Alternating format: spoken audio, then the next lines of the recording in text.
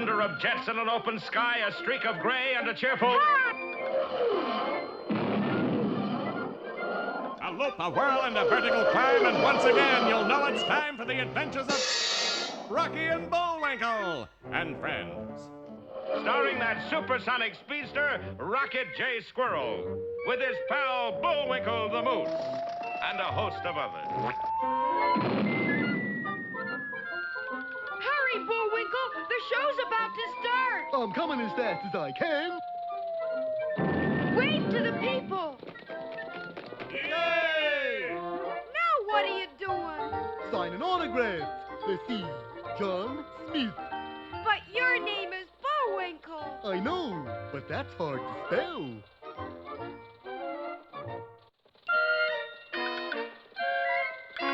We're gonna have a lot of fun. Come on and join us. Sure, there's always room for one more.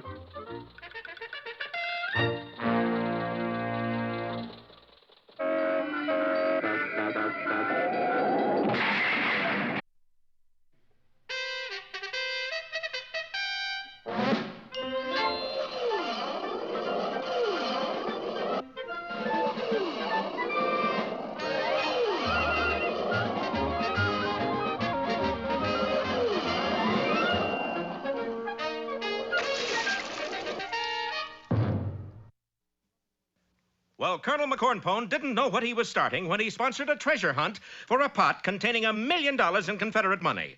Not only did the citizens of Frostbite Falls dig the streets full of holes, but the light-fingered 5-2 took advantage of the situation to rob the town bank. Bullwinkle was pursuing them closely, but when he took a shortcut down a mountainside, he wound up in front of the car he was chasing. Of course, when he stopped suddenly to let an elderly chipmunk cross the road, a collision was inevitable. Inhovidable? That means it was bound to happen. Hey, you're right. The leader of the gang, Babyface Braunschweiger, Alias, you know who? was just picking himself up when Bullwinkle approached. Oh, for Daisy's sake, let me help you. You're helping me? Of course. You mean you don't remember what happened? Certainly. Let's see, You don't remember what you were doing before the accident? Well, of course, I was looking for this buried treasure is what? Babyface. He's forgotten why he's chasing us. Yeah, fella, you was really... Please, let's not look a gift moose in the mouth. Can I help you with your things? Sure enough, crashing into that tree branch had driven all memory of the bank robbery out of Bullwinkle's mind. That's no drive, more of a shot pot. And in a few moments, the robbers were on their way again in the battered Stearns Night runabout. You got the loot, Babyface? Right here in this valise, Spike. 100,000 delicious dollars. Little did Boris know that he had taken Bullwinkle's valise by mistake, and that he... Hey, you! What are you whispering about it? Nothing. Well, stop it. Yes, sir. But meanwhile, back at the Moose, an identical valise lay at Bullwinkle's feet as he waved bye-bye to the departing thug. So long. Have a nice trip. And Bullwinkle sat down on the suitcase to ponder the possible position of the buried treasure. Now, let's see. Where would I hide $1 million in Confederate money? At that moment in the Cochiching County Hospital, his pal Rocky was saying... But I just gotta follow Bullwinkle.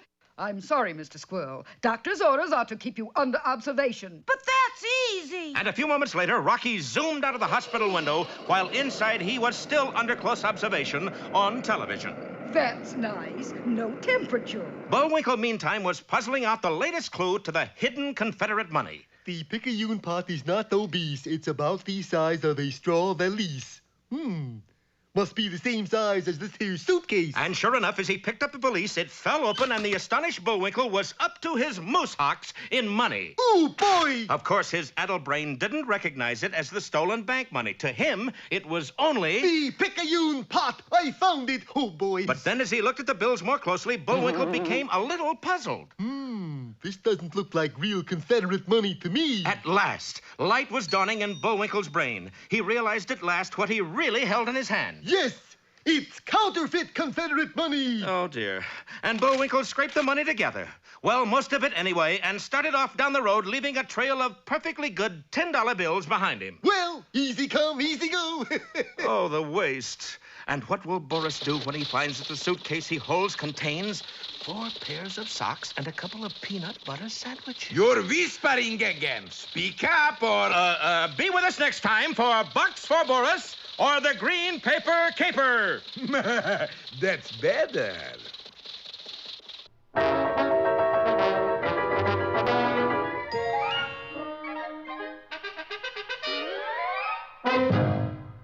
And now it's time For 5 or 6 baritone solos in the key of E. But If not... Ooh.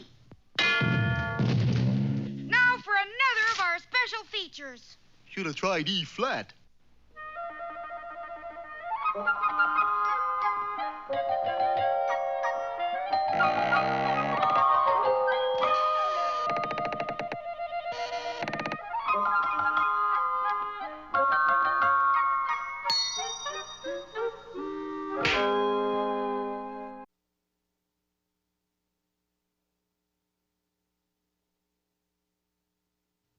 Once, a very long time ago, in a forest, there was a tree, which is a very nice thing to have in a forest.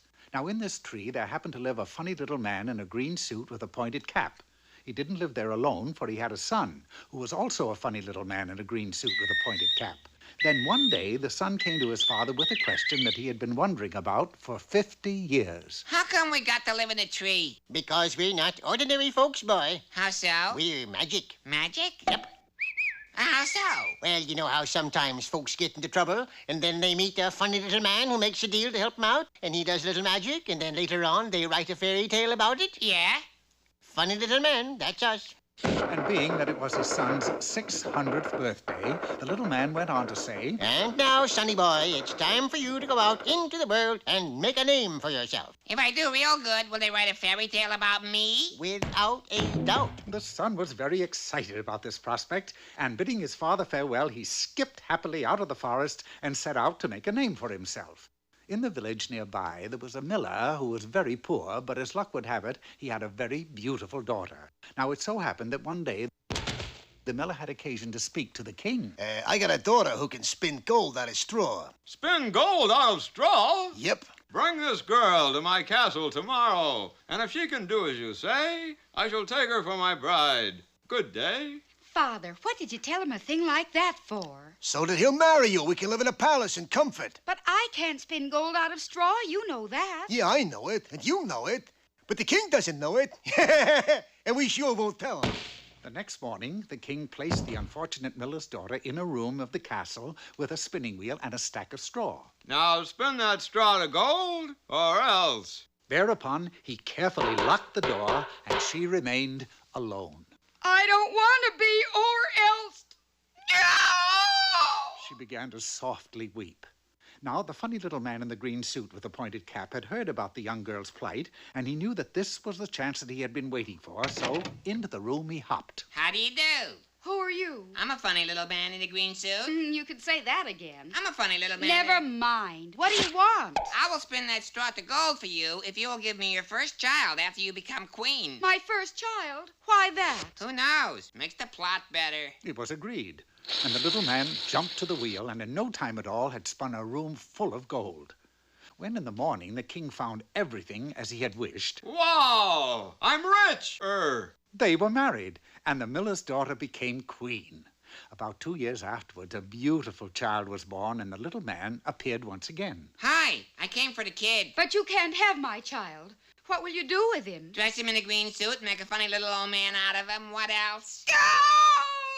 No, tell you what, I'll make a deal. If you can discover what my name is within 2 days, you can keep the child. Boy, won't this make a keen fairy tale someday? And with that, the queen called to mind all of the names that she could think of. Henry, Clyde, Newton, George, Marmaduke, Sidney, Frank. Nah. Then on the next day, she desperately tried once more. Ming Toy, Running Mouse, Cherry Nose, Charlie Brown. No, you have failed. Well, what is your name then? It's, Oh, then a horrible realization came to the little man.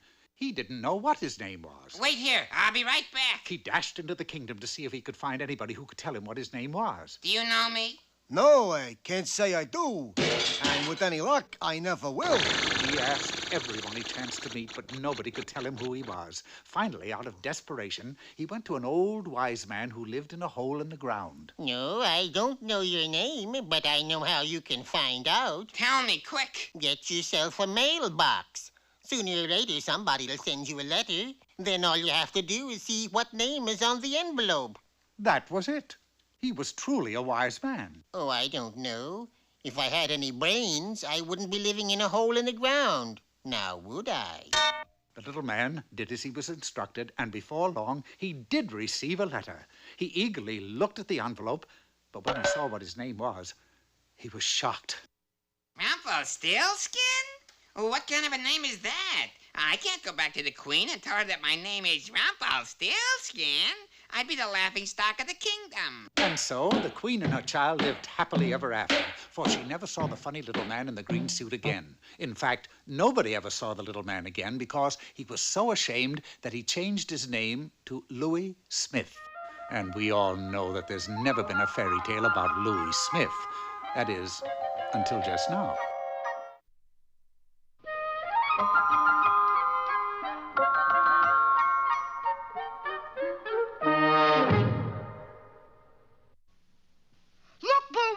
A message in a bottle. Fan mail from some flounder? No, this is what I really call a message. Hello there, poetry lovers. Today's little gem is called Sing a Song of Sixpence. Sing a song of sixpence, a pocket full of rye, 24 blackbirds baked in a pie. Everything okay in there? When the pie was opened, the birds began to sing. Wasn't that a dainty dish to set before the king? Hold it, Baker. There's only 23 birds here. 23? Your contract definitely says 24. And? Fine print says if you are short one bird, you short one head. Uh-oh. Wait, look here. It's just an egg. But something's inside. Look, it's the 24th blackbird. Pretty clever, Moose. Not at all, Your Majesty. I'm always delighted to give you the bird. And now... Hey, Rocky, watch me pull a rabbit out of my hat. Again? Nothing up my sleeve. Presto! No doubt about it. I gotta get another hat. Now here's something we hope you'll really like.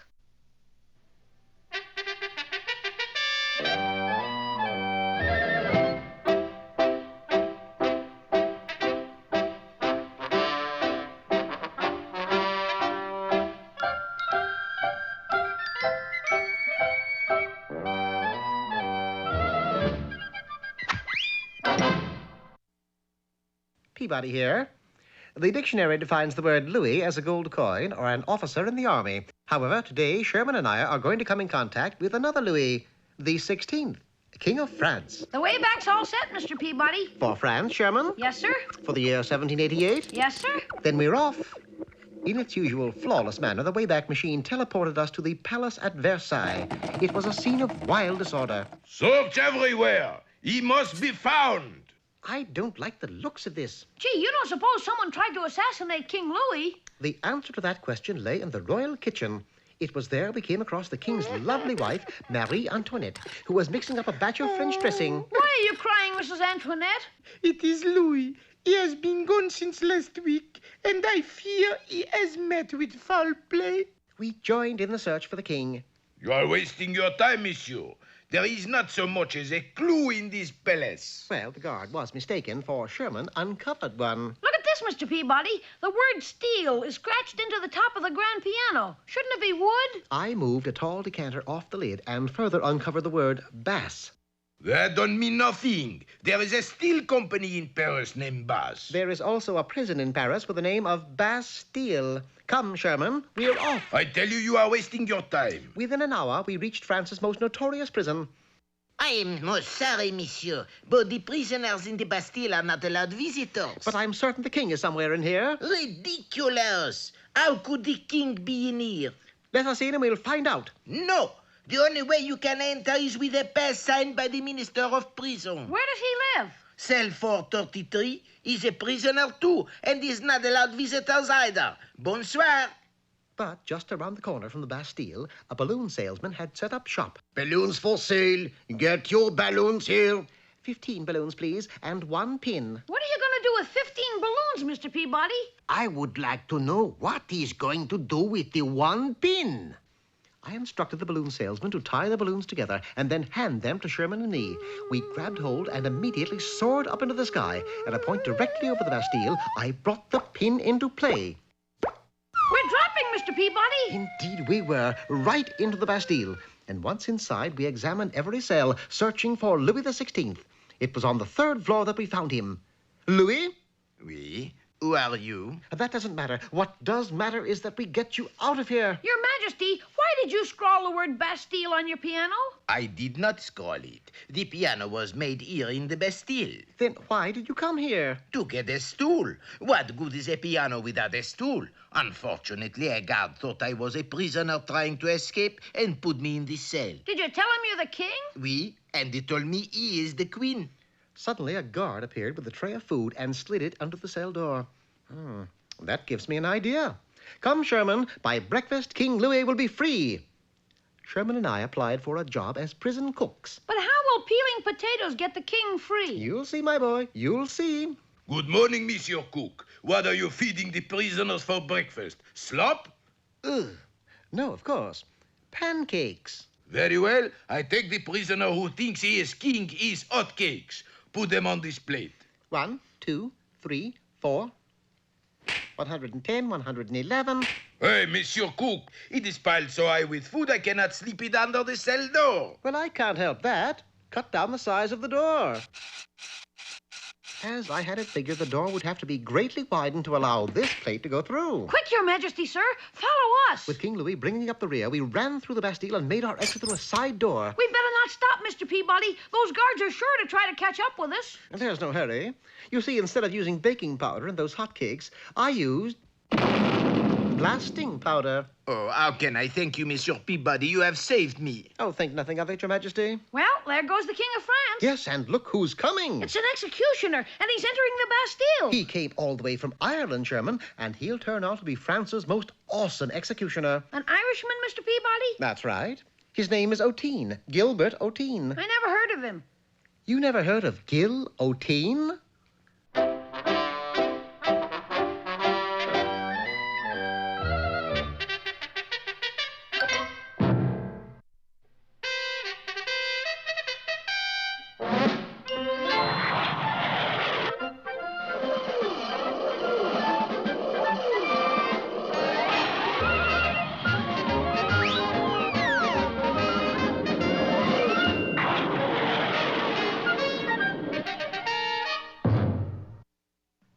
Well, the search for the Picayune pot containing $1 million in Confederate money had some unexpected complications, didn't it?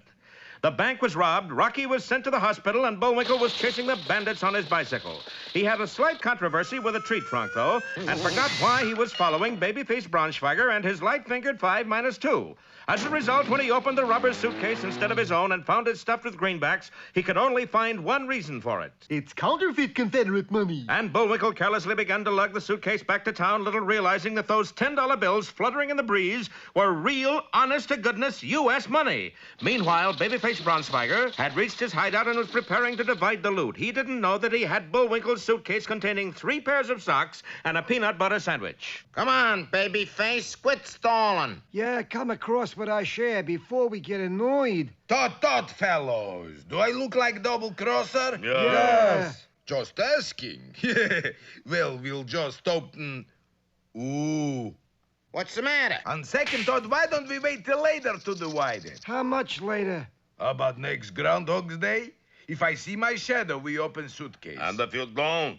Well, there's other Groundhog Days. Babyface, it sounds like you're welching on our deal. You know what we do to Welchers? Let's get him, guys. Things really looked bad for Boris until he said, Gentlemen, if I'm welching on you, may lightning strike me this minute.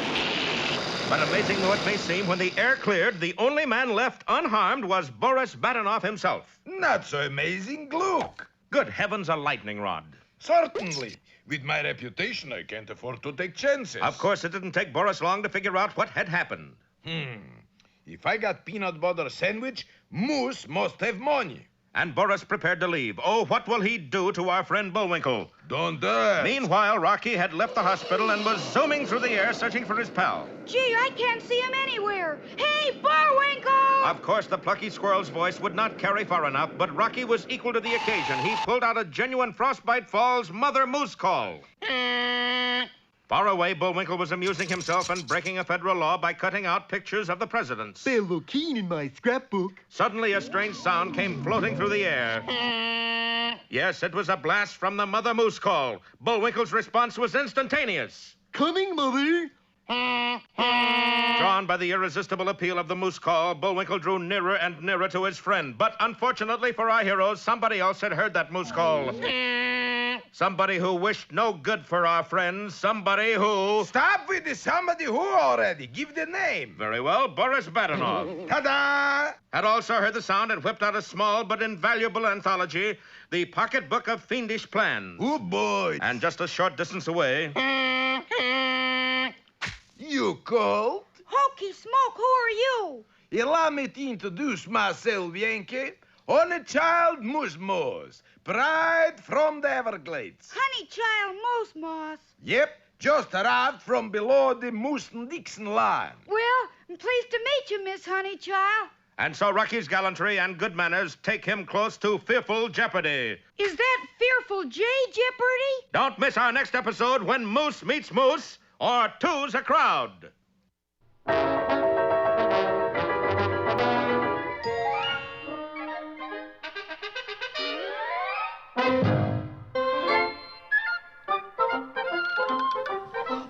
it looks as if our time is just about run out. Just enough left to tell him who the sponsor was. You got the credits, Bullwinkle? All on this itty-bitty card. Oop.